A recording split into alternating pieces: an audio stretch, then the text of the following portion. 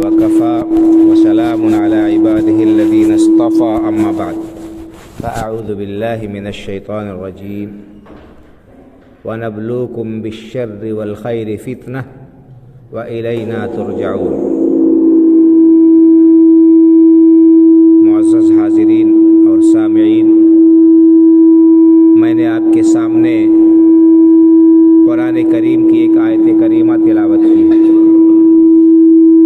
اس آیت کریمہ میں اللہ رب العالمین نے ہمیں بتایا ہے کہ وہ ہمیں مختلف طریقوں سے آزمائے گا۔ فرمان ہے وَنَبْلُوكُمْ بِالشَّرِّ وَالْخَيْرِ فِتْنَةً، کہ ہم تمہیں بھلائی کے ذریعے بھی آزمائیں گے اور تکلیف و پریشانی کے ذریعے بھی آزمائیں گے۔ وَإِلَيْنَا تُرْجَعُونَ، اور تمہیں ہماری ہی طرف پلٹ کر آنا ہے۔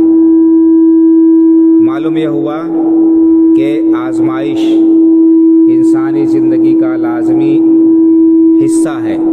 انسانی زندگی کے لیے بہت ہی یہ لازمی عنصر ہے کہ اس کو آزمایا جائے گا۔ اور یہ آزمائش کیسے ہوگی؟ کبھی خیر کے ذریعے ہوگی، بھلائی دے کر، مال و دولت دے کر، صحت و عافیت دے کر، عزت و شہرت دے کر کبھی آزمائش ہوگی، کبھی آزمائش ہوگی تکلیف کے ذریعے سے، پریشانی کے ذریعے سے، مصیبت کے ذریعے سے، رزق میں تنگی کے ذریعے سے، بیماری کے ذریعے سے، مختلف طرح سے آزمائش ہوگی۔ اللہ نے فرمایا وَنَبْلُوكُمْ بِالشَّرِّ وَالْخَيْرِ فِتْنَةً، تکلیف کے ذریعے بھی تمہیں آزمائیں گے اور بھلائی کے ذریعے بھی آزمائیں گے۔ وَإِلَيْنَا تُرْجَعُونَ، اور تم سب کو ہماری ہی طرف پلٹ کر آنا ہے۔ تو یہ اللہ رب العالمین کا قانون ہمیں معلوم ہو گیا۔ اس کے روشنی میں ہمیں یہ دیکھنا ہوگا یا ہمیں ایک طریقہ کار طرز جو ہے طے کرنا ہوگا۔ لوگوں کو گلہ ہے یا تکلیف ہوتی ہے یا شکایت ہوتی ہے کہ ہر دم کوئی نہ کوئی آزمائش، کوئی نہ کوئی ابتلا، کوئی نہ کوئی مصیبت سر پر کھڑی رہتی ہے۔ کبھی بیماری آ گئی، کبھی معلوم ہوا کہ کاروبار مندہ ہو گیا، کبھی کسی اور تکلیف میں مبتلا کر دیا گیا، کسی عزیز کا انتقال ہو گیا۔ انسان کو یعنی پریشانیوں سے جوجھنا پڑتا ہے، اور ہم سمجھتے ہیں کہ یہی امتحان ہے۔ یہ لوگ سمجھتے ہیں کہ پریشانی یہی امتحان ہے، یہی آزمائش ہے۔ نہیں، اللہ نے فرمایا کہ والخیر، بھلائی کے ذریعے بھی اللہ تمہیں آزمائے گا، یعنی تمہیں عزت دے کر، دولت دے کر، شہرت دے کر، عہدہ و منصب دے کر بھی اللہ آزمائے گا۔ یہ دیکھے گا کہ ان نعمتوں کی کیا قدر کرتے ہو، ان کا کس طرح استعمال کرتے ہو۔ اللہ رب العالمین نے تمہیں عزت سے نوازا ہے، تو اس کی وجہ سے کیا لوگوں کو حقیر سمجھتے ہو؟ کیا لوگوں کو کمتر سمجھ کر اور ان کی تحقیر اور ان کی بے عزتی کرنے لگتے ہو؟ ان کی عزت و آبرو پامال کرنے لگتے ہو؟ اللہ نے عہدہ و منصب دیا ہے تو اس کا ناجائز استعمال کر کے لوگوں کے اوپر ظلم و ستم کرنے لگے ہو؟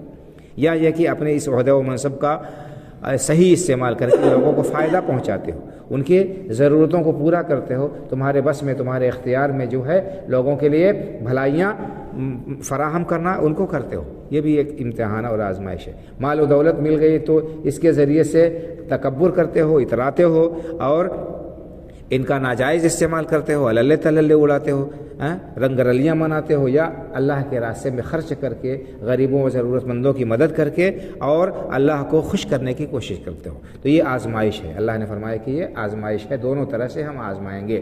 وَنَبْلُوكُمْ بِالشَّرِّ وَالْخَيْرِ فِتْنَةً، ہم تم کو آزمائیں گے۔ اسی طرح دوسری جگہ اللہ رب العالمین نے بیان فرمایا الف لام میم احسب الناس ان يتركوا ان يقولوا آمنا وهم لا يفتنون، کیا لوگوں نے یہ گمان کر رکھا ہے کہ صرف کہہ دیں، دعویٰ کر دیں کہ ہم مومن ہیں، ہم مسلمان ہیں، اور ہم انہیں چھوڑ دیں گے، انہیں آزمایا نہیں جائے گا؟ احسب الناس ان يتركوا ان يقولوا آمنا وهم لا يفتنون، صرف ایمان ہم لائے ہم یہ کہہ دیں تو ان کے لیے خیر اور بھلائی کے دروازے کھول دیے جائیں گے، ہر طرح کی آسائش اور آرام ان کو فراہم کر دیا جائے گا، انہیں آزمائش میں نہیں ڈالا جائے گا؟ ایسی بات نہیں۔ اگر کوئی یہ سمجھتا ہے تو اس کی غلط فہمی ہے۔ وَلَقَدْ فَتَنَّا الَّذِينَ مِن قَبْلِهِمْ فَلَيَعْلَمَنَّ اللَّهُ الَّذِينَ صَدَقُوا وَلَيَعْلَمَنَّ الْكَاذِبِينَ۔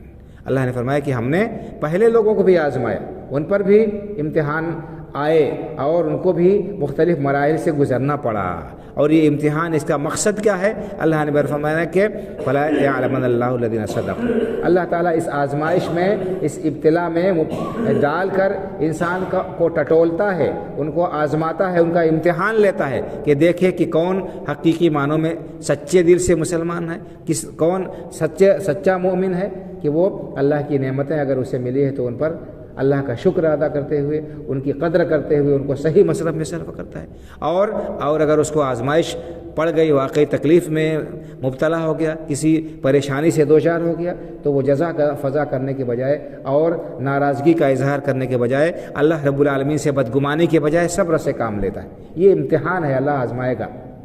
وَلَا يَعْلَمَنَّ الْكَاذِبِينَ، اللہ تعالیٰ اس امتحان کے ذریعے سے یہ بھی جان لے گا کہ کون جھوٹا ہے، اپنے دعوی ایمان میں کون جھوٹا ہے اور صرف زبانی اس کا دعویٰ ہے۔ تو یہ امتحان اور آزمائش انسان کی زندگی میں جو آتی ہے مختلف طریقے سے آتی ہے، اللہ رب العالمین نے اسے بیان فرمایا ہے، اور اس کا مقصد کیا ہے؟ ہمارے ایمان کو جانچنا ہے، پرکھنا ہے، اور یہ دیکھنا ہے کہ واقعی ایک آدمی اس کے اندر صبر اور شکر کا مادہ پایا جاتا ہے کہ نہیں پایا جاتا ہے۔ تو آزمائشیں مختلف طریقوں سے ہوں گی۔ ایک آزمائش کیا ہے؟ مال اور اولاد، یہ بھی آزمائش ہے۔ اللہ نے کیا فرمایا کہ انما اموالکم و اولادکم فتنہ، کہ تمہارے مال اور تمہاری اولاد تمہارے لیے آزمائش ہے۔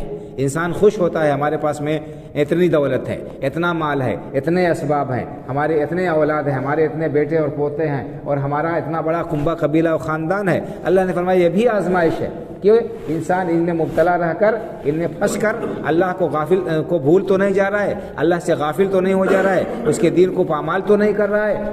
تو یہ بھی امتحان اور آزمائش ہے۔ اگر انسان اللہ کی نعمتوں کو پا کر، مال اور اولاد کو پا کر ان کی قدر کرتا ہے اور اللہ رب العالمین کو خوش کرنے والا کام کرتا ہے تو وہ کامیاب ہے امتحان میں، اور اگر ان کی ناقدری کرتا ہے، ان کو ضائع کرتا ہے اور ان پر وہ پھولے نہیں سماتا ہے، اترانے لگتا ہے، اللہ کے احکام کو پامال کرتا ہے، تو ایسا شخص ناکام و نامراد ہے۔ تو بہت طرح کی آزمائشیں ہیں، بیان کی گئی ہیں۔ تو یہ مال اور اولاد کو بھی اللہ نے فتنہ اور آزمائش قرار دیا ہے، اور اسی طرح سے مزید تفصیل سے اللہ رب العالمین نے اس بات کو بیان کیا کہ انسان کے دل میں شہوت پائی جاتی ہے، خواہشات پائی جاتی ہیں، انسان دنیا کے مال و متاع سے، اسباب سے محبت کرتا ہے، یہ بھی آزمائش ہے۔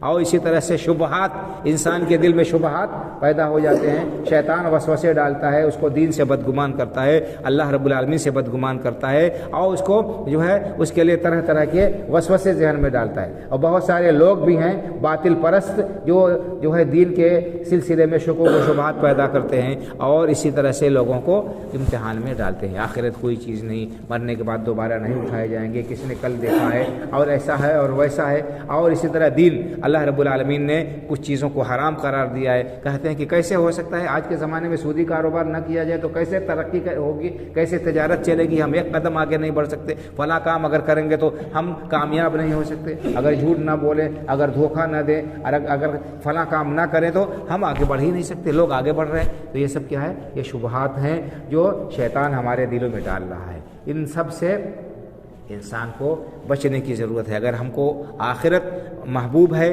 اللہ رب العالمین نے اس کا تذکرہ مختلف قسم کا کر کے آخر میں کیا فرمایا کہ واللہ عندہ حسن المآب، بہترین انجام اللہ کے پاس میں۔ زُيِّنَ لِلنَّاسِ حُبُّ الشَّهَوَاتِ مِنَ النِّسَاءِ وَالْبَنِينَ وَالْقَنَاطِيرِ الْمُقَنطَرَةِ مِنَ الذَّهَبِ وَالْفِضَّةِ وَالْخَيْلِ الْمُسَوَّمَةِ وَالْأَنْعَامِ وَالْحَرْثِ ذَلِكَ مَتَاعُ الْحَيَاةِ الدُّنْيَا وَاللَّهُ عِندَهُ حُسْنُ الْمَآبِ۔ اللہ نے فرمایا کہ لوگوں کے لیے دنیا کی مختلف چیزوں کی محبت، شہوات کی محبت ان کے دلوں میں ڈال دی گئی ہے۔ زُيِّنَ لِلنَّاسِ حُبُّ الشَّهَوَاتِ، شہوات کی محبت لوگوں کے دلوں میں ڈال دی گئی ہے۔ کیا؟ من النساء، یہ کون سی چیزیں انسان ان کی شہوت کرتا ہے، ان کی خواہش کرتا ہے، اس کے دل میں ان کی طرف میلان ہوتا ہے؟ عورتیں، انسان فطری طور پر عورتوں کی طرف مائل ہوتا ہے۔ من النساء والبنین، پھر اولاد کو چاہتا ہے۔ والقناطیر المقنطرۃ من الذهب والفضة، اور سونے چاندی کا ڈھیر وہ چاہتا ہے کہ اس کے پاس میں بہت زیادہ مال و دولت ہو جائے۔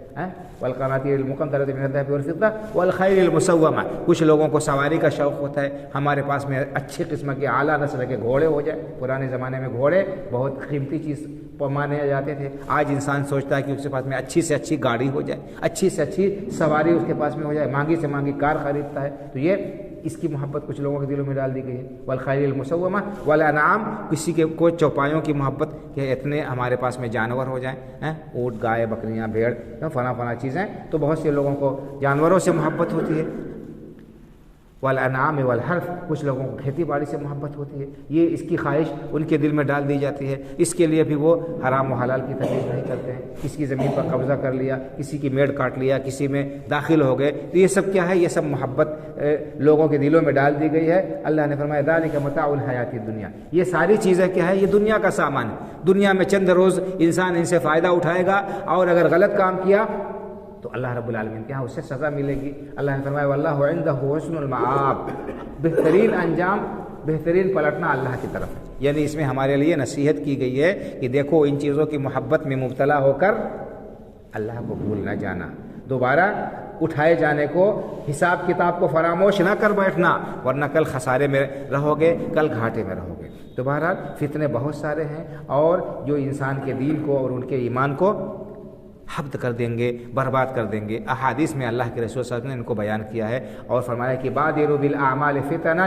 كقطع الليل المظلم يصبح الرجل مؤمنا ويمسي كافرا ويمسي مؤمنا ويصبح كافرا يبيع دينه بعرض من الدنيا، کہ ان فتنوں کے آنے سے پہلے نیک عمل کرنے میں جلدی کر لو، جو نیک اعمال زیادہ سے زیادہ کر لو، جو فتنے رات کی تاریکی کی طرح سے ہوں گے۔ جیسے رات جب شروع ہوتی ہے تو تاریکی ہلکی ہوتی ہے، اس کے بعد جیسے جیسے رات بڑھتی جاتی ہے، گزرتی جاتی ہے، تاریکی گہری ہوتی جاتی ہے۔ اسی طرح سے فتنے آئیں گے، ایک فتنہ ہوگا، اس کے بعد اس سے بڑا فتنہ آئے گا، اس کے بعد اس سے بڑا فتنہ آئے گا، اتنے بڑے بڑے فتنے ہوں گے کہ ان میں مبتلا ہو کر انسان دین سے نکل جائے گا۔ آپ نے فرمایا کہ یصبح الرجل مؤمنا ویمسی کافرا، صبح کے وقت مومن ہوگا، شام ہوتے ہوتے کافر ہو جائے گا، ویمسی مؤمنا ویصبح کافرا، شام کے وقت مومن رہے گا، صبح ہوتے ہوتے اسلام کو خیر بات کہہ دے گا، اسلام سے نکل جائے گا۔ کیوں؟ یبیع دینہ بعرض من الدنیا، دنیا کی محبت اس کے دل میں ایسی راسخ ہوگی کہ اس کو ایمان کی کوئی پرواہ نہیں ہوگی، اپنے ایمان کو، اپنے دین کو دنیا کے تھوڑے سے سامان کے بدلے میں بیچ دے گا۔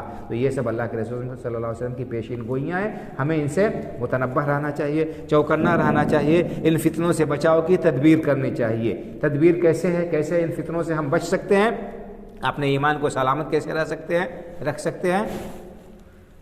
صحیح علم حاصل کر کے، دین کا صحیح علم حاصل کر کے، دین کے علم سے دوری، ناواقفیت، یہ بہت بڑا سبب ہے فتنوں میں پڑنے کا۔ انسان کو معلوم ہی نہیں کہ یہ چیز حلال ہے کہ حرام ہے، جائز ہے کہ ناجائز ہے، اور اس کو اللہ رب العالمین کی حدود کا بھی پتہ نہیں ہے۔ اس وجہ سے دین کے علم سے دوری کی وجہ سے بہت ساری غلطیوں کا انسان شکار ہو جاتا ہے، بہت سارے فتنوں میں مبتلا ہو جاتا ہے۔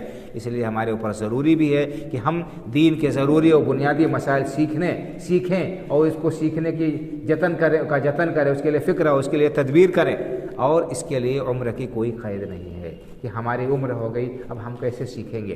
صحابہ کرام رضی اللہ تعالیٰ عنہ اجمعین جو اللہ کے رسول صلی اللہ علیہ وسلم پر ایمان لاتے تھے، جو حلقہ بگوش اسلام ہوتے تھے، سب بچے نہیں ہوتے تھے، اور مدرسے اور اسکول جانے کی عمر ان کی نہیں ہوتی تھی کہ وہ مدرسے میں جا کر سیکھیں گے اور اسکول میں جا کر سیکھیں گے، نہ اس وقت یہ مدرسے اور اسکول تھے۔ جو آدمی جس عمر میں بھی مسلمان ہوتا تھا، اس کے اوپر جو فرائض عائد ہوتے تھے اس کو وہ سیکھتے تھے، اس کے لیے وقت نکالتے تھے، ان کے اندر شوق اور جذبہ ہوتا تھا۔ آج اللہ کے فضل و کرم سے دین سیکھنا بہت آسان ہو گیا ہے، ہمارے پاس میں اتنے ذرائع اور وسائل ہو گئے ہیں اس نئی ایجادات کے ذریعے سے کہ اگر ہم کچھ سیکھنا چاہیں تو کوئی چیز مشکل نہیں ہے، بس شوق اور جذبے کی بات ہے۔ تو ہم ضرورت اس بات کی ہے کہ اس دین کے علم کی طرف توجہ دیں اور اپنا کچھ نہ کچھ وقت ہم نکالیں تاکہ دین کا علم سیکھ کر، ضروری مسائل جان کر ہم دنیا میں بھی کامیابی حاصل کر سکیں اور آخرت میں بھی اللہ رب العالمین کے فضل و کرم کے حصول ہو سکے۔ تو دین کا علم حاصل کرنا فتنوں سے بچنے کے لیے بہت ہی زیادہ لازمی اور ضروری ہے۔ اسی طرح سے اللہ رب العالمین پر صحیح ایمان یہ انسان کو بہت سارے فتنوں سے بچاتا ہے۔ اللہ کا خوف ہوگا انسان کے دل میں، وہ غلط کام نہیں کرے گا۔ اگر اللہ پر ایمان ہے، یہ یقین ہے کہ اللہ تعالیٰ ہمارے ہر حرکت اور سکون سے واقف ہے، ہر چیز کو دیکھ رہا ہے، ہماری کوئی چیز اس سے چھپی ہوئی نہیں ہے، تو ہم حیا کریں گے، اللہ سے شرم کریں گے گناہ کا کام کرتے ہوئے۔ ایک انسان کو جب احساس ہوتا ہے کہ کوئی ہمیں دیکھ رہا ہے، ہماری نگرانی ہو رہی ہے، تو انسان وہاں الرٹ رہتا ہے، چوکنا رہتا ہے۔ اللہ رب العالمین کی نگاہ سے کوئی چیز مخفی و پوشیدہ نہیں ہے۔ اگر اللہ رب العالمین پر ہمارا ایمان ہو تو ہم گناہوں سے بچ سکتے ہیں، فتنوں سے بچ سکتے ہیں۔ تو اپنے ایمان کو بھی درست کرنے کی ضرورت ہے، ایمان کے اندر پختگی لانے کی ضرورت ہے، اس کے جو تقاضے ہیں ان کو پورا کرنے کی ضرورت ہے۔ اسی طرح سے ایک بہت بڑا ذریعہ فتنوں سے بچنے کا کیا ہے کہ ہم اللہ رب العالمین سے دعا کریں، اس کی بارگاہ میں روئیں اور گڑ گڑائیں، اللہ رب العالمین سے ان فتنوں سے پناہ طلب کرے۔ حدیث میں اللہ کے رسول نے فرمایا کہ تعوذوا باللہ من الفتن ما ظہر منہا وما بطن، اللہ رب العالمین کی پناہ طلب کرتے رہو فتنوں سے، جو فتنے ظاہر ہیں کھلے ہوئے اور جو چھپے ہوئے، ہر قسم کے فتنوں سے اللہ کی پناہ طلب کرو۔ اسی لیے حدیث میں یہ دعا سکھائی گئی، کہو اعوذ باللہ من الفتن ما ظہر منہا وما بطن، میں اللہ سے ہر قسم کے فتنوں سے اللہ کی پناہ چاہتا ہوں، جو فتنے کھلے ہوئے ہیں، جو فتنے چھپے ہوئے اور ڈھکے ہوئے ہیں۔ تو ہم اگر دعائیں یاد کر سکتے ہیں تو ہم دعائیں یاد کریں جو تم کتابوں کے اندر مذکور ہیں۔ اگر نہیں یاد کر سکتے ہیں، مجبوری ہے، معذوری ہے، ہماری زبان نہیں چل سکتی ہے، تو ہم اپنی زبان میں اللہ رب العالمین سے دعا کریں۔ اللہ تعالیٰ ہمیں ہر قسم کے فتنے سے، ہر قسم کی آزمائش سے محفوظ رکھ۔ اللہ تعالیٰ ہمارے دین کو سلامت رکھ، اللہ ہمارے ایمان کو سلامت رکھ، ہر قسم کے جو ہے ان چیزوں سے ہمیں اپنی پناہ میں رکھ جن سے تو ناراض ہوتا ہے، جن سے تیرا غضب ہو سکتا ہے۔ تو اور ہمارے ایمان کو پر ہمیں ایمان پر قائم رکھ، ایمان پر ہمارا خاتمہ کر۔ یعنی انسان زیادہ سے زیادہ دعا کرے فتنوں سے بچنے کی۔ یہ چند جو ہے طریقے ہیں جن کے ذریعے سے ہم فتنوں سے بچ سکتے ہیں۔ اللہ رب العالمین سے دعا ہے کہ اللہ تعالی ہمیں ہر قسم کے فتنوں سے، آزمائش سے پناہ اور حفاظت میں رکھے، اور ہمارے دین اور ایمان کی اللہ تعالی حفاظت فرمائے۔ ہمیں دین کا علم سیکھنے کی اور اس کے مطابق عمل کرنے کا جذبہ اللہ تعالی ہمارے دلوں میں پیدا کرے۔ آمین۔ وآخر دعوانا الحمد للہ رب العالمین، وصلی اللہ علی نبینا محمد وعلی آلہ وصحبہ اجمعین، والسلام علیکم ورحمۃ اللہ وبرکاتہ۔